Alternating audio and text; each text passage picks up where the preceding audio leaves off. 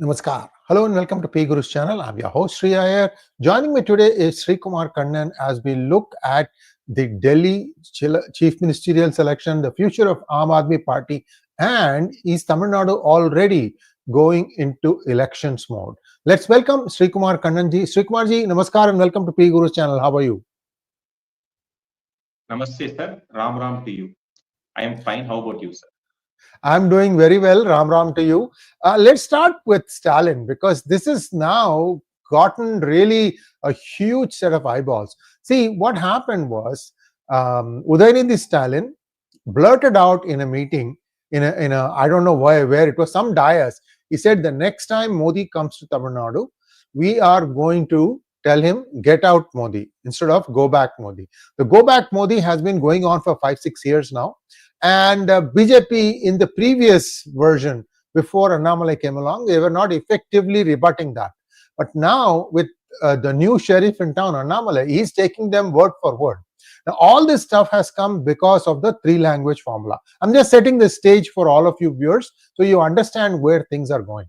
So in connection with that, there were some statements made, and DMK kind of got a lashing from the minister in the center that, look, your chief secretary wants to go forward with the three-language formula and so on and so forth. And these people said that they will go ahead. They took some money and then they backtracked.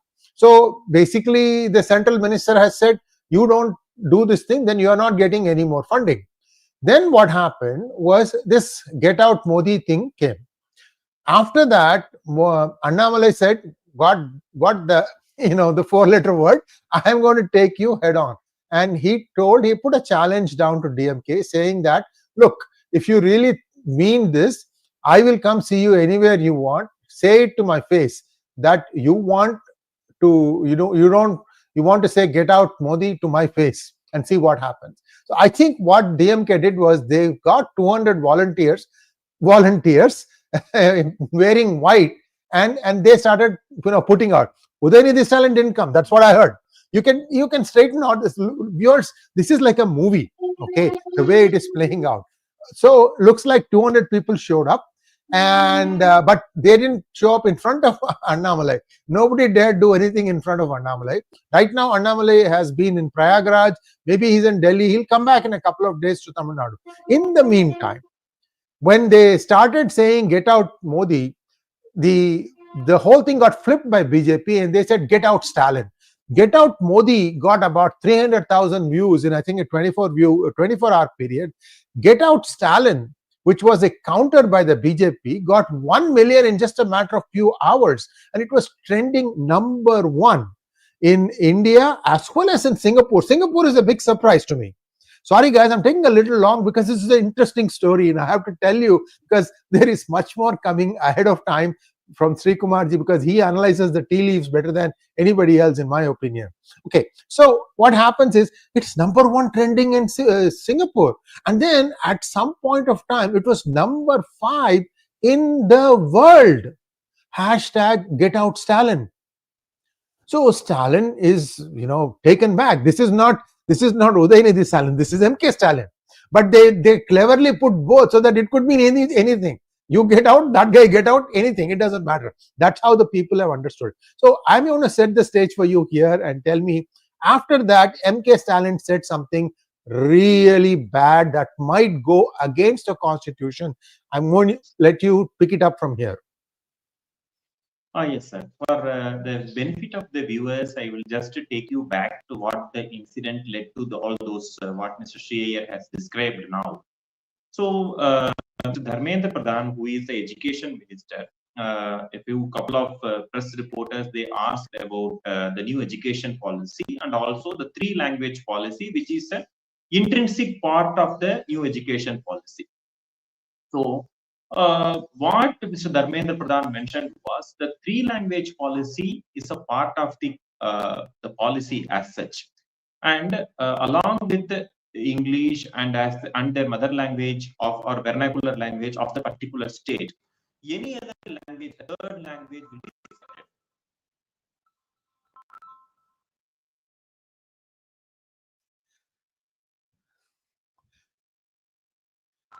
We have a bit of a technical challenge as Srikumar sets it right. So essentially what happened was Dharmendra Pradhan threw the gauntlet. Yeah, are you on a phone? If you are, then you may want to turn on. Yeah. Okay, go ahead. So Go ahead. this was the issue. What happened, and the DMK clearly twisted the minister's statement, saying that the central government wanted to impose the Hindi as a language, third language, into the state of Tamil Nadu. Actually, the policy doesn't mean like that. The policy means English, a vernacular language of that particular state, and any other language within India, which are scheduled as a languages within India. So this could be anything. This could be, for example, in Tamil they can learn, other than English and Tamil, they can learn Kannada, Malayalam, Telugu, or Urdu, whatever it may be. And the part of the policy also states, because they are the scheme-based policy. If you are signatory to that particular scheme, then you will get the monetary benefit of that particular scheme. If you are not getting the or not signing the part of the scheme, then you will not be getting monetary support, which are given as grants by the central government to the particular state government. As simple as that. But what the state governments now wants, they want that monetary benefits, but they don't want to implement. They want to be the part of the policy. Suppose, for example, for the benefit of the viewers, I wanted to say, if I want to purchase, I want to have the benefits of a gas cylinder subsidy. For that, I have to first purchase the gas cylinder. Then only I can avail the subsidy. So if we say that I want to have the gas cylinder subsidy, but I won't purchase a cylinder, it will be as simple as that. The same example can be fitted into the national education policy. So what the DMK failed to understand is, this is not 1960s. 1960s, it was actually the imposition happened, saying that the Hindi will be replacing English. So it is a sort of an imposition. So against that, a number of agitations took place in Tamil Nadu, especially. So that led to a sort of aversion to the Hindi language. Even I didn't learn Hindi language. During the course of time, there was no Hindi was not a part of the curriculum of the schools where I studied. Now what happened is, after in the year 2020s, now we see the CBSE syllabus have come, they have undergone a tremendous change, and 3 language has been there in almost most of the private schools. And the students also started learning Hindi. And Hindi Prachar Sabha, which is one of the association, which is, or one of the body which is formed for the purpose of the promotion of the Hindi language, one of the largest number of people who are getting from the Hindi Prachar Sabha are from Tamil Nadu. So the much Ganges have flown under the bridge. So what really happened is, he thought that he can still kindle that language emotions, but the opinions are also vertically split in Tamil Nadu. Earlier, it was almost 100% of the people who wanted that, yes, the imposition is wrong. Now they begin to read, because they comprehend the issues due to the availability of internet and other things. They begin to see that, yes, there is nothing harm in learning any language. So after all, when we learn a foreign language like French, Spanish, Japanese, and German, what's wrong in learning another third language within the India? So that is the primary view. And when the Hindi was not a mandatory one, and any other language is being there, that automatically fizzles out the DMK's campaign. Coming to the DMK's thought process, that we can say that get out Modi means Modi will get out. Modi is anyhow going to come to Tamil Nadu. If not, even he is planning to come within this month end itself for inauguration of a bridge in Rameshwaram. I believe it is in 28th of February. So anyhow, he is going to come. Anyhow, he is going to plane back to Delhi. So what I mean to say is, this sort of rhetoric, or is a part of these Dravidian parties, and the BJP also gave it in the same way. But ultimately, we cannot say that, I wanted to say something which is unpopular opinion, what I can say. This rhetoric response won't serve any purpose. Unless, so it may serve for a day or two. They can have a taste of their own medicine. But after all, after that, whatever happened in the election ground, that is going to matter. And for that, a prepared BJP is required. So if you ask whether the BJP is fully prepared for in that aspect, I have my own reservations. Thank you so much. And there was another thing that happened. Viewers, the reality on the ground in Tamil Nadu is this. I'll come to the what else happened in just a minute, but I want to tell the reality to our viewers. There are probably, in terms of the number of liquor shops per capita, if you look at the states, I think Tamil Nadu will rank right up there at the top. How many liquor shops are there for its population? And what has happened is many able-bodied men actually drink this liquor, and they are not actually showing up for work. So what has ended up happening is the work that needs to be done is the workforce is being filled out from people from Bangladesh, Rohingyas, Jharkhand, Bihar, Uttar Pradesh, to lesser extent Uttar Pradesh, because UP is actually on a big growth spurt now, so they are not even wanting to move anywhere outside of UP. They're getting good money and good jobs right at home. Why do I have to leave? So same thing is going to happen in Bihar if BJP becomes if the BJP CM comes into power. Same thing is going to happen in Bihar, and there's an interesting story there. We'll talk about it later. So point is that workforce is non-Tamil speaking. If you want to get work out of them, what happens to the person, the supervisor, the people, the landowner? They have to learn Hindi. So this BS about Hindi imposition is wearing thin, because practicality is that you need to understand, you need to get the work done. So that is a problem facing the people of Tamil Nadu. And Annamalai has said that he is going to go to every village and he's going to tell people that, look, what do you want to have a 3-language formula? And the third language is not Hindi, it is what you want. It's up to you. I'll give you another statistic, viewers. Coimbatore has close to 150 to 200 colleges. I've lost count, because there is one highway that goes it starts from Coimbatore and goes towards Palakkad. 150 to 200 colleges. All those colleges, I would bet my last dollar that 90 to 95% the student body is from Kerala, which means they all speak Malayalam. If you want to do anything in Coimbatore, you need to have some basic working knowledge of Malayalam. So those people can learn Malayalam.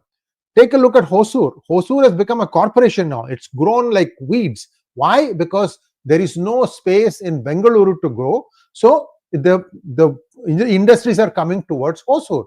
Now, people who are in Hosur, they probably have to learn Kannada, because many people come from Bengaluru, work in Hosur and go back. I can say the same thing for many other cities also, which are on the border of Tamil Nadu and Andhra Pradesh. So point I'm trying to make is the people should be given the choice of learning whatever language they want. So this is how BJP is positioning itself in this. We have to wait and see how this plays out. Interestingly, this is something that BJP has really made good impact on the people by turning the whole thing around from Get Out Modi to Get Out Stalin. Next time they will not do this. They'll have to try something else. But the next thing that Stalin uttered, and I want your input on this because you are the finance guy.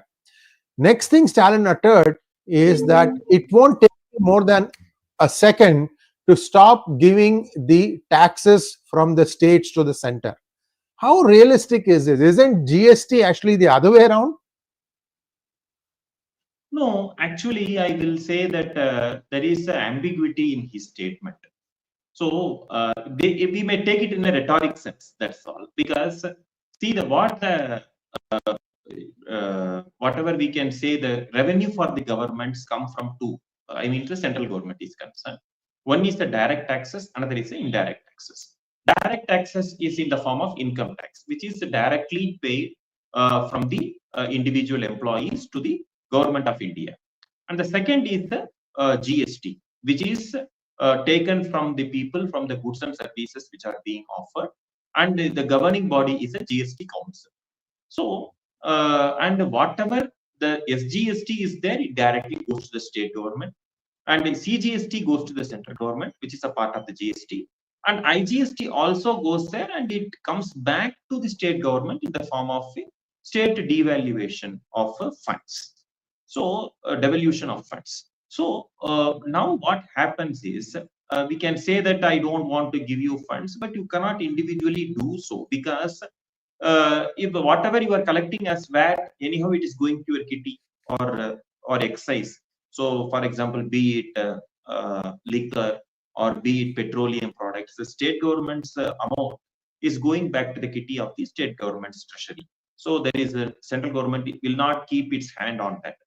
But GST and income tax are out of your reach. GST as such is a constitutionally amended bill.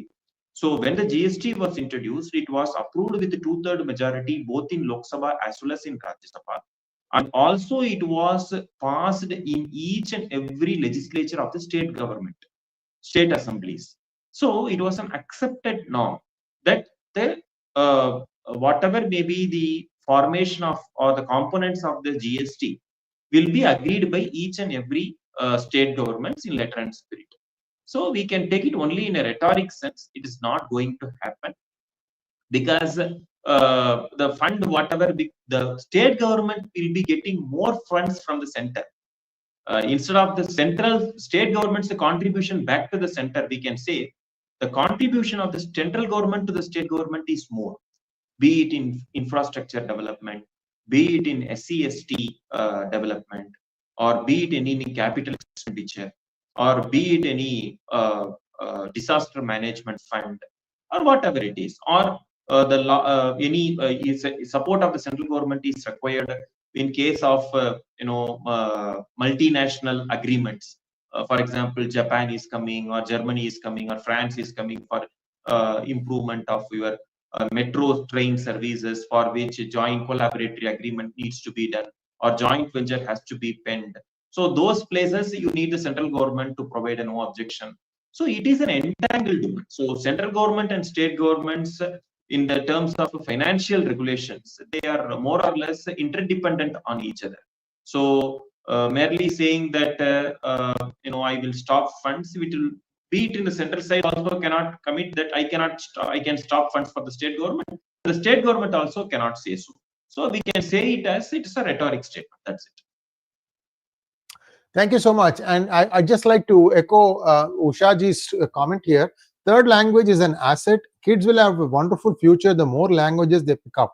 Primary age is best for learning multiple languages. If you grow up in a community where multiple languages are spoken, the kids end up speaking all the languages, and that's a great thing because it stays with you for life. And there's nothing wrong in learning more languages. I grew up like that. I mean, we even spoke Hindi a little bit. I can pick up now. I have not used it in a long time because there was one gentleman who used to always talk to us in Hindi. I mean, what was the common bond? Cricket. Everybody used to love come play cricket. So the point here is our brain has the capacity to learn multiple languages. This is an artificial barrier that has been put because these people are afraid that those who expand their horizons by learning more languages will start asking inconvenient questions. See, also the other interesting thing that many commentators are observing from Tamil Nadu is that even that statement about we will like that stop paying revenues to the center, that statement was made by M.K. Stalin when Annamalai was not around to rebut it.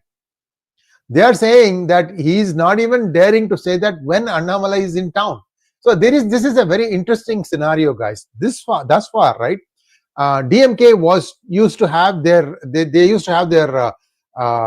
they are like constructed like an onion, layer after layer after layer. The innermost layer being the first family.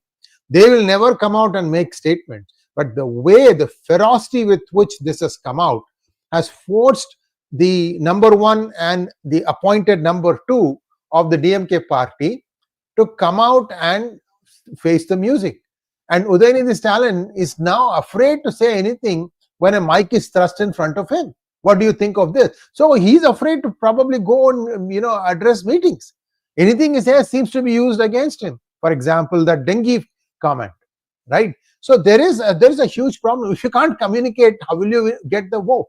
So there is this interplay going on. At the same time, very surprising. I'll ask your comment about what happened with Seaman or Sebastian Simon, and then Joseph Vijay, and then we'll go back to the next topic.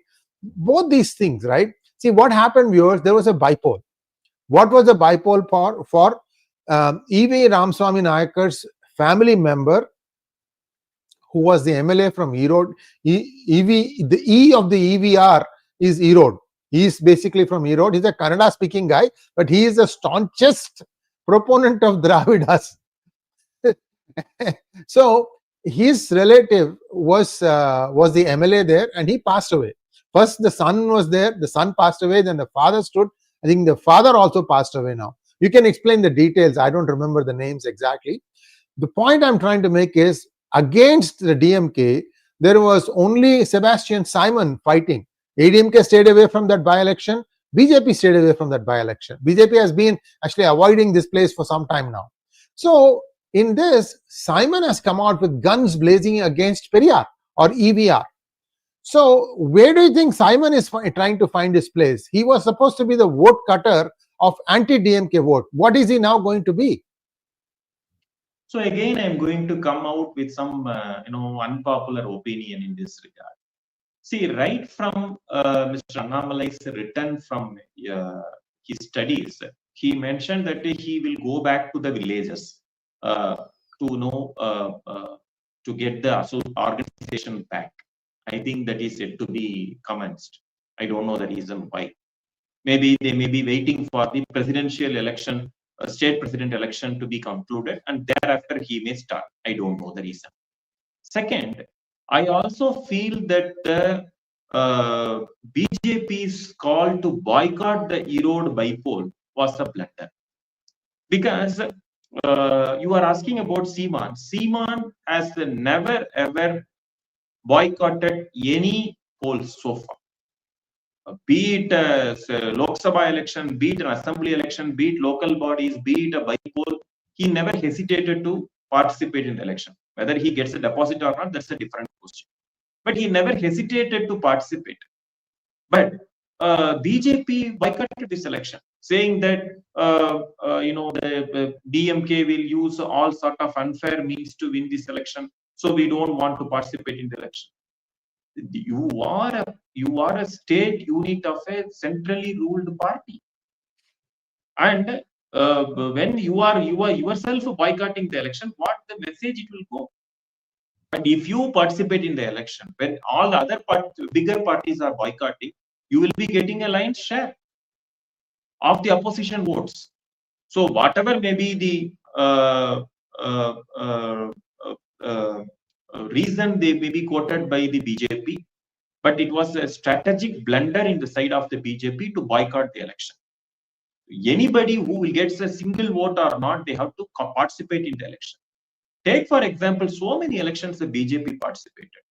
In Karnataka itself, in the state of Mangaluru, I still remember Professor Vaidyanathan's statement. When the BJP Jansangh used to participate in the election, sometimes they used to offer sweets on the election day results. When asked the reason why, have you won the election? You got defeated in the election. Why you are giving the sweets? No, we have improved our vote share. We got the deposit this time. So for that reason, we are celebrating now. The BJP and Jansangh was formed in that fashion. So they never hesitated to participate in the election. Forget about Annamalai. Annamalai has come only in 2021.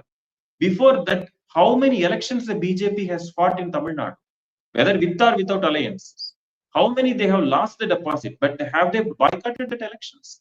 Not so. So I personally feel it is a strategic blunder in the side of this current BJP to boycott the election. That is number one. Number two, who was the candidate? It was EVKS Ilangovan, who is a son of Mr. Sampath and who is a son of Mr. E.V. Ramaswamy. So though he is a grandson, I should say, and unfortunately his son passed away a couple of years ago, I believe, due to some health issues. and he became the candidate in the by-poll, and he won that election. He also passed away due to some other health issues. So that by-poll was necessitated because of his demise, and this election was there. So what I mean to say is, as long as you are in the ground, as long as you are taking up the public issues, as long as you are doing grassroots organizational development, then only you can increase the vote share and presence. So after all, I will say that any interviews to televisions or to press meets, they will not going to grow the party. Yes, sir. Thank you so much. In fact, I couldn't agree more with you. Viewers, this whole concept of Pakistan got formed because Congress initially, when self-rule elections were done in many provinces, Congress stayed away. And because Congress stayed away, the Muslim League swept all those states. And Congress realized its blunder, and next 5 years around, when the next turn came, they contested. But by the time Muslim League had found its feet, they knew how to win elections. So this thing about staying away is a huge blunder, in my opinion, also. So let's wait and see. Maybe I'll get a chance to talk to one of the Tamil Nadu leaders, and I'll ask them onto their face, why do you do this? If you want to come to power, take for example the recent Bangladesh issue. The Hindus are still staying there, and they are fighting for their rights. It will not take a collective decision that the Hindus collectively they vacate that land and come back to India. But they know that their life is at stake, but they don't want to leave that place because they don't want to leave their rights to live in that state, because they with all their will and wish they stayed back in Bangladesh, so they're fighting for that. So what I am trying to say is this art of boycotting, unless and otherwise you have a very, very valid reason to boycott, this decision of boycotting these by-polls will be seen as a classic example of weakness of that organization. Nothing more than that. Thank you so much. Now let's talk Delhi politics and Aam Aadmi Party. Rekha Gupta inspired selection because she has done excellent work as the mayor of South Delhi, when the Delhi municipality used to be 3 parts, East, North and South. And so she has got administrative experience, and now she is the Chief Minister of Delhi. And she has, the first day at work, she cancelled the jobs of thousands of NGOs that were appointed by Aam Aadmi Party. This is urban Naxal to the core. This is exactly the problem that is there in Kerala also, that when the then governor Arif Mohammed Khan had pointed it out. What is this nonsense? Every 3 months, 6 months, every minister changes his people who are working for him, and anybody there is a certain time period. If you work so much as part of the minister's entourage, you get benefits, pension benefits. So it was deliberately being gamed. Every 6 months, a new set comes in, they get benefits. So Kerala's payroll has gone completely out of whack. And now I'm hearing that your great state of Karnataka is planning to give old pension scheme. That is something maybe we can talk next week when DK Shukmar and what is his name, Sidhu and Shivu, what they are going to decide. We'll talk about it next week maybe. But talk to us a little bit about the reverberations of this huge loss for Aam Aadmi Party, not just in Delhi but also in the neighboring states. Over to you. So the genesis of Aam Aadmi Party was the India Against Corruption, which is an NGO, which I myself feel it is a classic example of the deep state ecosystem into India. Why I feel so? I will tell the logic behind. See, from 2009 to 2014, the Congress government was going unpopular day by day. So what the ecosystem might have thought? So if the Congress government continues, it automatically pave waves for the BJP, where the benefits of anti-incumbency will be harvested by the BJP, especially by Mr. Narendra Modi, because by that time he was positioning himself as a potential prime ministerial candidate. So what the ecosystem could have thought? we should divide this anti-incumbency votes, particularly the urban votes, the young votes, the new votes, the educated votes, the people who are the middle class votes. So that these are the potential vote banks of the BJP. So these votes has to be diverted into a new party. So for that purpose, they could have created this Aam Aadmi Party right on the eve of the 2014 Lok Sabha elections, because it was formed in Arvind Kejriwal mentioned that he will be forming the party on October 2, 2012, if my memory is right. And he formed the party in November 2012. I don't remember the exact date. Now, to his benefit, the December month of 2013, the Delhi Assembly elections also were scheduled. So he tried all the nautankies in between, that he asked the people not to pay the power bills which they were highly inflated on one hand. He also said that he will be fighting for the purpose of the auto drivers, so that he will be fighting for their rights, because there was a circular from the Delhi government at that time that there should not be any advertisements in the auto rickshaws. So he wanted to fight for their rights. So because of those reasons, in 2013, he got around 28 seats out of the total 70. He couldn't get the majority on his own. So, yes, sir. You were saying something. No. Sorry, nothing. Please continue. Okay. Please continue. Please continue. So, out of the 70 seats, the Sheila Dikshit, who was the incumbent chief minister at that time, her popularity got a nosedive. And the people were equally confused who to vote for, whether to BJP, which is a natural anti-incumbency wave should go to them, or to try this new party, Aam Aadmi Party, which is just formed. So the verdict of the anti-incumbency were equally split. BJP got around some 31, I believe, and Aam Aadmi got 28.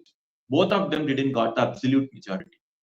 So where these ecosystems game got crumbled was when Aam Aadmi got only 28 seats. It took the support of the Congress, who got around 8 seats. At that time, during December month, the people of India, they decided that Aam Aadmi Party is nothing different from Congress. So if they take the support of Congress to keep the BJP away, now we should not waste our votes, because tomorrow if we vote for Congress, Aam Aadmi Party also, it will again go back to the Congress. So let the vote go to the BJP. In that manner, the people voted. That is why BJP government, Narendra Modi government, came with an absolute majority in the year 2014. Now I am fast forwarding you back to 2025. What happened in between? So until 2013 to 2020, things were going okay for Aam Aadmi Party. People didn't have any big complaints. 2020 also, Aam Aadmi got a benefit of doubt. People thought it is a newly formed party. Why should we give another chance for them? But what happened? It was in the year 2022 when the Aam Aadmi Party formed a government in Punjab. Their arrogance began to rise. So they began to treat the people like they are entitled party of governance, and the people have no right to ask any questions to them.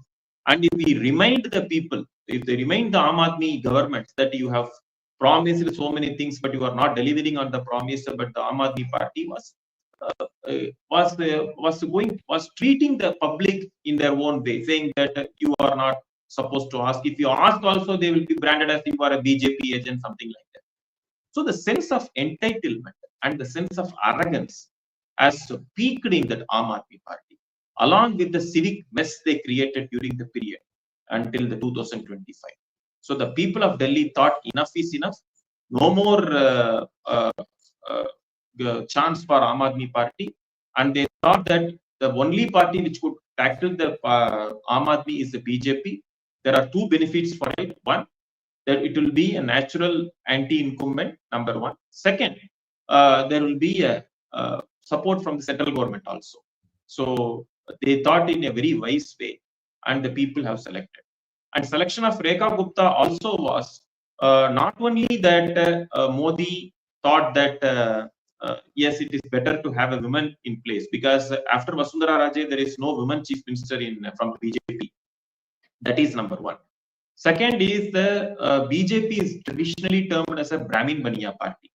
So there is no Baniya as a CM so far after a long time. And Arvind Kejriwal himself is a Baniya. So BJP could have thought, let us counter that part. Yes, sir. Take a little bit of Kejriwal, that is Baniya. Take a little bit of Atishi Singh Marlena, which is woman. Put them together, yes. and of course, yes. Of course, yes. Because BJP can create, because they wanted to, they have actually mastered this politics, BJP. So they sensed what the Aam Aadmi Party can do in the future. So they will play the Baniya card, they will play the women card. So in one go, BJP wanted that, yes, we will select one person in such a way that he or she will be a resident of Delhi, number one. She will not be an outsider, because Manoj Tiwari was said as that he was an outsider earlier. Kiran Bedi was new to politics. She was not a traditional BJP person. So BJP had its weakness in the past, not now. So by selection itself, BJP, as you rightly said, he wanted to tick all the boxes. He or she should be from the stable of BJP or RSS, should be a ground level politician, resident of Delhi, knows the civic issues, being a woman, core caste Baniya community vote bank. So she ticked all boxes, and now she was made the chief minister. Yes. Thank you so much. And with your permission, can we have some questions now? Please, sir, please. Vijay Kumar Srivastava wants to know, do you think, sir, CAG audit report will decide the future of Aam Aadmi Party or only Kejriwal? So we cannot divide Aam Aadmi Party from Kejriwal, Mr. Vijay, because what I can say is the Aam Aadmi Party was formed with a number of multiple individuals. It had Prashant Bhushan, it had Ashish Khaitan. You might have remember all those names. I am bringing your memories back. There was Ashish Khaitan, Shazia Ilmi, Yogendra Yadav, a number of people who were the part and parcel of this Aam Aadmi Party when it was formed. So only a few people stayed out, like Kiran Bedi didn't join, and Santosh Hegde, I believe, and Shanti Bhushan didn't join because of his age. Other than that, a number of people, even Anupam K stayed out. Other than that, a number of people, they joined this Aam Aadmi Party. Now, what the BJP thought, we have to decide, we have to divide the working style of BJP as well as Aam Aadmi Party.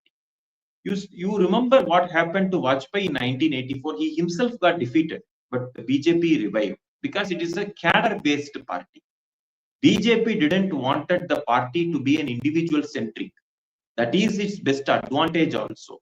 So people, if they think that after Modi, the BJP will get weakened, no, because it's having an RSS. So it will give the required, handhold to the party as and when it needs. So, but Aam Aadmi Party, it was formed out of a sentiment, but unfortunately, Arvind Kejriwal made it as a single man's party. He made Aam Aadmi Party synonymous to Kejriwal. So, if the rise of Aam Aadmi Party is the rise of Kejriwal, the loss of Kejriwal also means the loss of Aam Aadmi Party. So, there can be two opinions about it. So, in this context, I can say Arvind Kejriwal himself is the reason for the mess meted out for the Aam Aadmi Party. If he thought, he's going to jail, it will raise the sympathy for him as well as for the party. It didn't work in that way. It didn't work in Lok Sabha also. Similarly, it didn't work in Assembly also, which led his personal defeat in New Delhi constituency. The same constituency whom he defeated Sheila Dikshit, the once a popular chief minister. Yes, please. Thank you so much. I wanted to mention this to all those people who are educators who have done very well across India. Viewers, the central government has lifted the requirement that any new CBSE school that will be established in Tamil Nadu does not require any permits from the state government.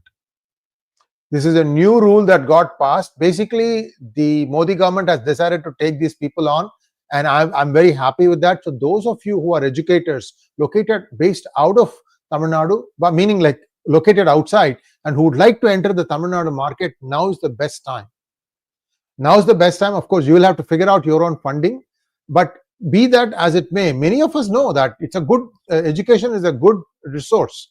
If you have good standards, you have a good reputation, you will get students for your new ventures. But this is something that has just started. So this fight is not going away. This 3-language fight is not going away.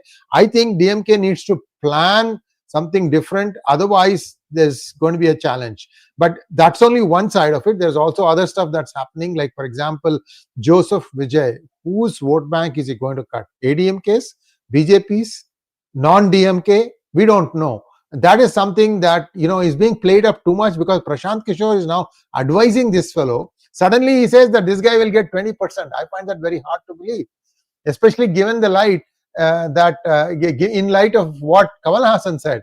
Kamal Hassan said that artistic popularity does not translate into votes. He tried his best in Coimbatore. So a lot of things happening in Tamil Nadu. It's going to be a very interesting state. Wait and see. Next one. Coming back to Vijay, I missed the point. So Sree was mentioning it. Actually, ADMK, which is a principal opposition party of Tamil Nadu, wants to have an alliance with Vijay. That's what news reports are coming. Unconfirmed reports, I can say. They are ready to offer, even a deputy chief minister post, along with some 40 assembly seats as a part of the seat sharing package. But what also the unconfirmed news are coming is Vijay wants to have a rotational chief minister agreement, that is 2.5 years and 2.5 years, and the share of the party should be equally divided. That is up to 234 seats, 117 seats for the ADMK, 117 seats for the his own party, Tamizhaga Vetri Kazhagam, TVK. So how far it is going to work out is a different question. But this is all rumors or gossips or news reports unconfirmed, which are roaming around. But what Prashant Kishore could have advised is that you are being projected as an alternative political leader, and you are having chief ministerial aspirations. So if you begin to have a second fiddle to ADMK, then you will not get the traction in your first election itself. So better to ask for a rotational chief minister post as well as an equal division of seats. Now we should wait and watch how it's going to happen. Yes. Next one, please. Pawan Kumar wants to know, Shriji, don't you think stronghold in Tamil and people who trust either DMK or previous ADMK and now question how can BJP overcome self-centric parties in Tamil Nadu? Yes, it is. There's a lot of work. Look, BJP will win only if RSS delivers the voter. So the focus there is how does the BJP party learn to work with the RSS in Tamil Nadu and make sure that in areas where they are strong, that is RSS is strong, that converts into votes. This is a simple formula. There is not very much. There is not much to know here. Nothing work. You need to understand where the cadre is. Work towards that. I don't know, because Annamalai is not an inborn. He's not an ingrown RSS leader. He's not been an RSS leader, but he has the name brand. He has that charisma. So this interplay has to work properly. I don't know if that has been looked at from that point of view. I know BL Santosh likes Annamalai, and he was the one who's probably put him there. So BL Santosh is a hardcore RSS person. He should know that this part, because I'm hearing some things that I don't want to say here, that this meshing is still work in progress. Let me put it that way. I don't know. No, actually, the problem with the BJP as far as Tamil Nadu is concerned, they are not still making their minds whether they are going alone or whether they are going for an alliance. That's the part one. Because if you see the BJP earlier, it had an alliance in Maharashtra. During the time of, I'm taking you back to 90s, where 𝗏𝗽 and Advani was there in BJP, and other regional leaders were there in other parties. So they had Samta party of George Fernandez in Bihar. They had Bal Thackeray Shiv Sena. They had 𝗏𝗫𝗏 Akali-Dal in Punjab. So they had their own understanding, and also they had Naveen Patnaik in Odisha.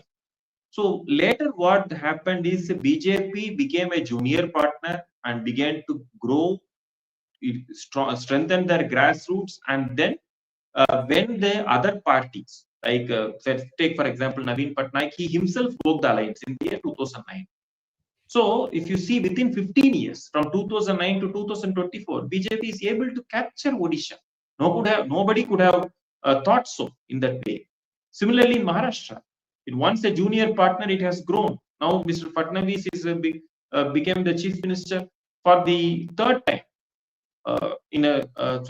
third consecutive time, I should say, elected. Similarly, in other states, Bihar, BJP, it has overtaken JDU during last elections. So, in Tamil Nadu, the real problem is they are not able to get their strategies right. Whether they need to go alone or they need to go with the alliance. Because the second level leaders of the BJP, they want alliance because they wanted to become MPs and MLAs. There is some selfish reasons behind it, and they don't want to grow. And without you becoming grow, ADMK or any other political party won't accept you as a junior partner, because parties will be accommodated based on strength. A weak party cannot have its say in its negotiation table. So those things are also has to be understood. At the same time, whether Annamalai is doing the right thing, yes, to some extent he is doing the right thing, and what he is supposed to do is he is required to fine tune himself with the the natural ongoing process of the politics. Let us see how it develops. Next one, please. Thought provocateur, thank you so much. 𝗲𝗏𝗏 Kaliya के विष से यमुना मुक्त करें. Very nicely put. 𝗲𝗏𝗏. वो रेखा गुप्ता का बात कर रही है शायद. Next one, please. Maithili wants to know, Srikumar ji, heard one of the ministers in Delhi cabinet, Mr. Sood, speaks in Tamil, and he has studied in DTEA school, which has been started by Delhi Tamil Education Society, of which I am also a student. Yeah, that's Mr. Delhi Rajagopalan mentioned that. That's a news to me. Actually, Delhi Rajagopalan in one of his interviews mentioned that Mr. Ashish Sood, who is one of the ministers in the present Rekha Gupta's cabinet, he is elected from the constituency where it has more Tamilians. So Delhi Rajagopalan, as his name indicates, he knows in and out of Delhi politics. So he could be right. So in that way.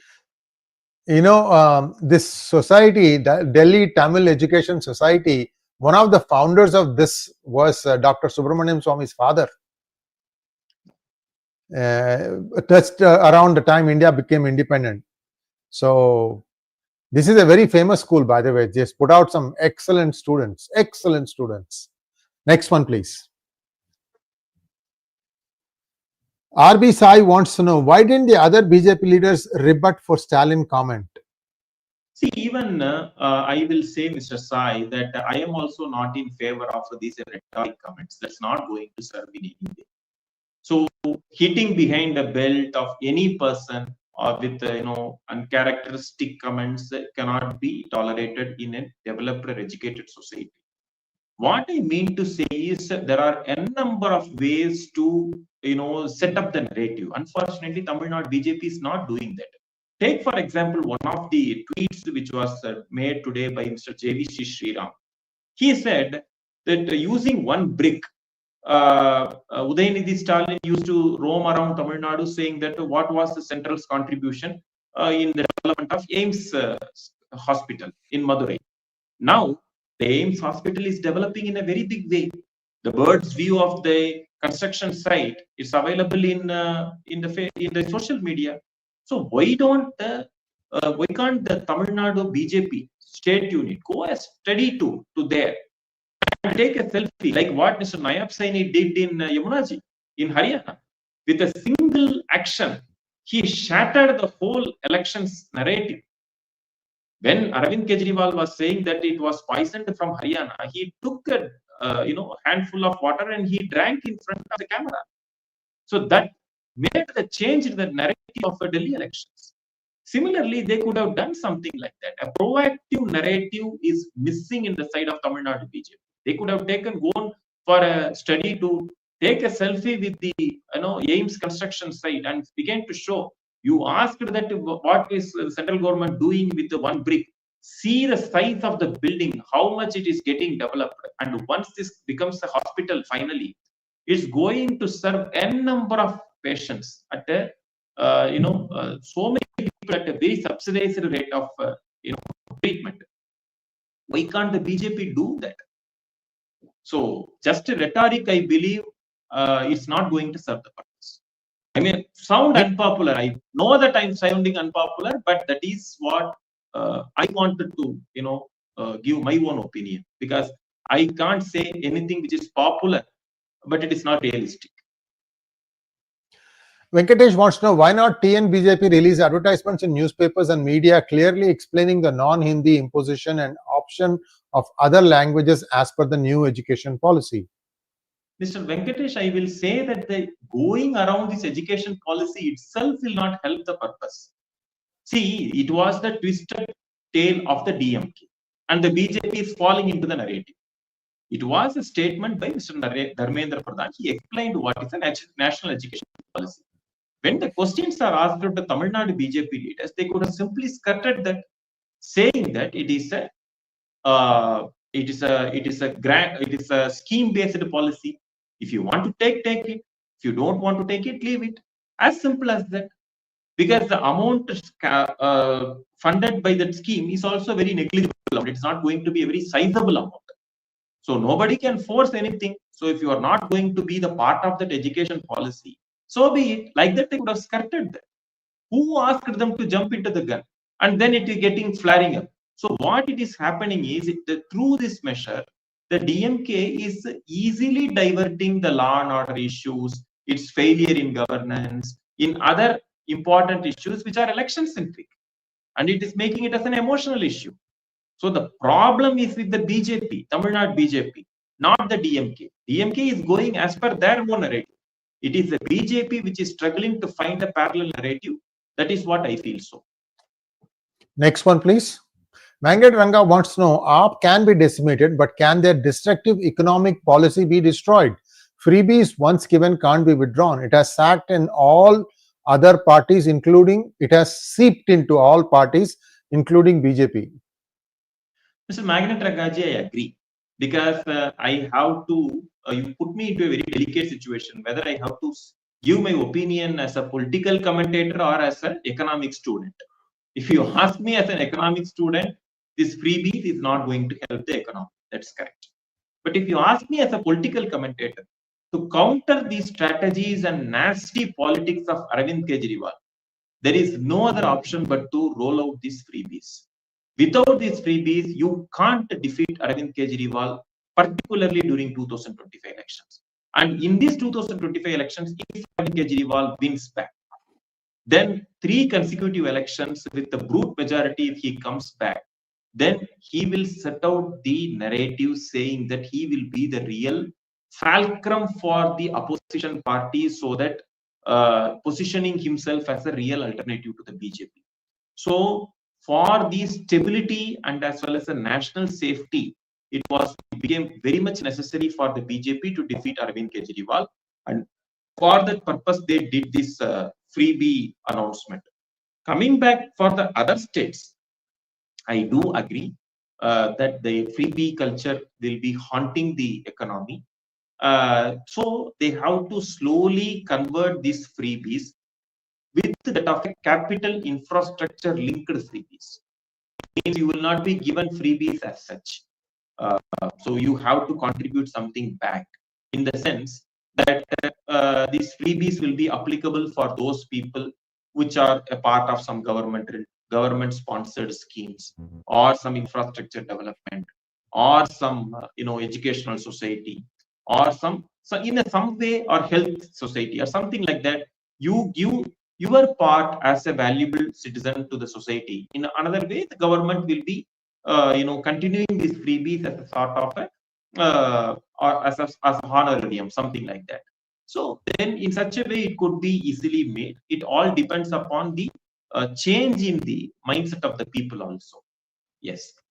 Next one, please. Giri wants to know, social sciences can be removed and substituted with language papers because no one is going to remember it anyway after the exam. If this is done, DMK can't complain about studies being a burden. They'll find something else to complain about. Giri, this is not about study. Your mind is only 1/6 utilized right now. 5/6 is going waste. This is BS. And these guys can be taken on. Giri, I should say I am a very big fan of social science. I still study. I still value my social science, history, and geography. And civics also. The interest in civics actually pushed me to this political analysis. So I will say that yes, to some extent people will feel it boring, but it's a very interesting subject, and it's necessary for the people to learn social science, because other than subjects like English, it's not a language, or science and mathematics, which is more related to your daily life or education or profession. But social science, where it leads to, it will take you to deep entrenched into your culture, which is very much necessary for a country which is rich in its culture. We have to have social science, and it will help us a lot. Thank you so much. And then in passing, I just want to show one comment. It's a very astute comment. Vani Prasad says, Mr. Kannan humbly present, there may be a hidden strategy not to participate. Vaniji, I'll answer for this. I'll tell you what the thing is. Vaniji, any cricket match that has Australia playing, let's say Australia is losing, they are 88 for 9, okay, and their target is 400. That number 10 and number 11 will last out as long as possible. They know they are going to lose. The series is gone. They are going to lose 0-5. This is the 5th test, 2nd innings. They'll still fight it out. That is the spirit of cricket. Contrast that with India. I have seen so many debacles, collapses in the test team. In test team, there are no limits, guys. You are not going to bowl only on one side. The longer you stay on the crease, the more runs you are going to make. Simple rule, because the bowler is going to get tired. Yet Indian team will just throw it away. So point I'm trying to make is, you need to be in the field first to fight. And every by-election is an opportunity for you to test your strength. What is the messaging going on? Change the messaging. Is this message working? Especially in this day and age of social media, where if you have the right message, it will connect instantly. By the way, did you know that ladki hu, lad sakti hu was Prashant Kishore's message to Priyanka Gandhi? Yes. So what I'm saying is, Prashant Kishore is all about one-liners. Bihari versus Bahari, Mandal versus Kamandal. And I don't know what are the things he said in Tamil Nadu. I don't know what he came up with. But wherever he has won, he has managed to get this one line right. And that's how it seems to have clicked. So be that as it may. I wanted to add, I wanted to second Mr. Sree Iyer's comments in particularly. Take for example West Bengal. They know that in a situation in Mamata Banerjee's West Bengal, it is very difficult to win a by-poll. Still, the BJP is contesting there. Kerala, how many years? They know that, except for 2016, when in Nemam constituency, Mr. 𝗏 he won that election in Nemam constituency in 2016. Before that, there was no MLAs. At that time, Mr. 𝗏 said after his victory speech, sorry, I'm taking your time, Mr. Sree Iyer. It is no, very necessary. Please go ahead. Please go ahead. Yeah. Mr. 𝗏 mentioned that on his victory speech, be it Mr. Oommen Chandy or A.K. Antony, or be it all the Kerala left leaders and Congress leaders, they used to make fun of the BJP. If you want to go to the Assembly of Kerala, you have to take a visitor's pass and go.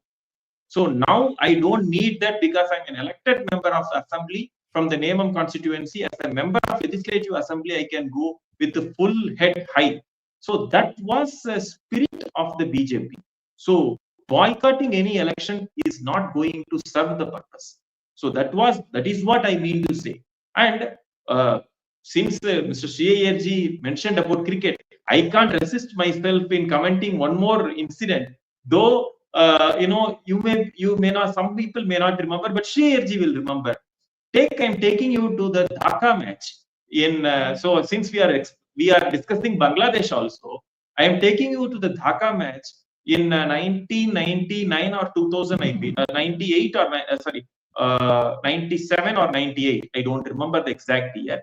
The match was between Pakistan and India, and there was about 320 or 314 runs or something was fixed by Pakistan, and everybody did their bit, and the last one wicket is there, 2 balls 3 runs. That was the ultimate final match, and the winning shot was made by Kanitkar, and Srinath and Javagal Srinath and Kanitkar were there, and due to their participation, it was not made possible. So though my comparison may be not apt to this context, but what I mean to say is everybody has to participate. Going out will not, in a very exceptional situation, boycotting is fine. I don't think this 𝗖𝗏𝗍𝗏 was such an exceptional situation. I don't think so. Thank you so much, Srikumar. And viewers, please like, share, and subscribe to our channel. Srikumar will be back shortly. Next Sunday, you'll be able to hear him again in English. Namaskar. Namaskar. Thank you. Jai Hind.